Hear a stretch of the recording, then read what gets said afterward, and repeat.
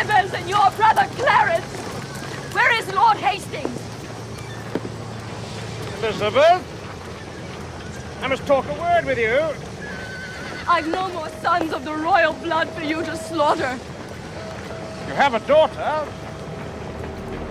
old Elizabeth.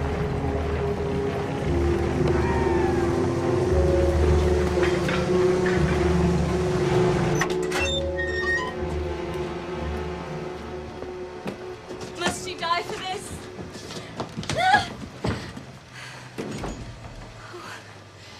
Let her live. Her life is safest only in her birth. And only in that safety died her brothers. You speak as if that I had slain the princess. No doubt the murderous knife was dull and blunt till it was sharpened on your stone-hard heart to revel in the entrails of my lambs. I intend more good to you and yours than ever you or yours by me were harmed. Tell me, what state, what dignity, what honor can you bestow on any child of mine? Even all I have. Yes, and myself and all will I, with all, endow a child of yours. Be brief, lest the process of your kindness last longer telling than your kindness date. Know then that with my soul I love your daughter and do intend to make her Queen of England. What? What think you of it? How can you woo her? Well, that would I learn of you. And will you learn of me? Madam, with all my heart. Send to her by the man who slew her brothers a pair of bleeding hearts, then will she weep. If this inducement move her not, send her a letter of your noble deeds. Tell her you made way her uncle Clarence, her uncle Rivers, yes, and for her sake made quick conveyance with her good Aunt Anne. You mock me, madam. This is not the way to win your daughter. There is no other way, unless you could put on some other shape, and not be Richard who's done all this. Say that I did all this for love of her. Well, then she cannot choose but hate you. What is done cannot be now amended. Men shall deal unadvisedly sometimes.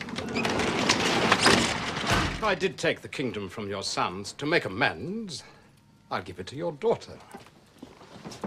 Again, you shall be mother of a king. Right? We have many goodly days to see. The liquid drops of tears that you have shed shall come again, transformed to orient pearl. Go then, my mother. To your daughter go, make bold her bashful years with your experience. Acquaint the princess with the sweet, silent hours of marriage joys. And when these troops of mine have chastised the petty rebel, Richmond and dull-brained Buckingham, bound with triumphant garlands, will I come and lead your daughter to a conqueror's bed. What were I best to say? Say she shall be a high and mighty queen. To wail the title as her mother does?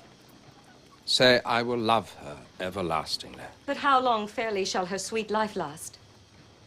As long as heaven and nature lengthens it. As long as hell and Richard like of it. Your reasons are too shallow and too quick. Oh no, my reasons are too deep and dead. Too deep and dead, my infants in their graves. Harp not on that string, madam, that is past. Harp on it still, shall I, till heartstrings break? I know that Richmond aims to wed Elizabeth. In her consists my happiness and yours. Without her follows to myself and you, herself, the land, and many a Christian soul, death, desolation, ruin, and decay. It cannot be avoided but by this. Be the attorney of my love to her. Plead what I will be, not what I've been. Shall I be tempted by the devil thus? Yes, if the devil tempt you to do good. But you did kill my children. But in your daughter's womb I bury them, where in that nest of spicery they will breed. Shall I go win my daughter to your will? And be a happy mother by the deed.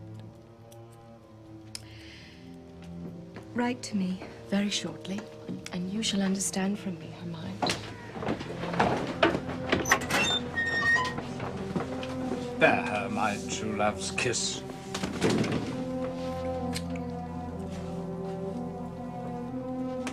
Farewell.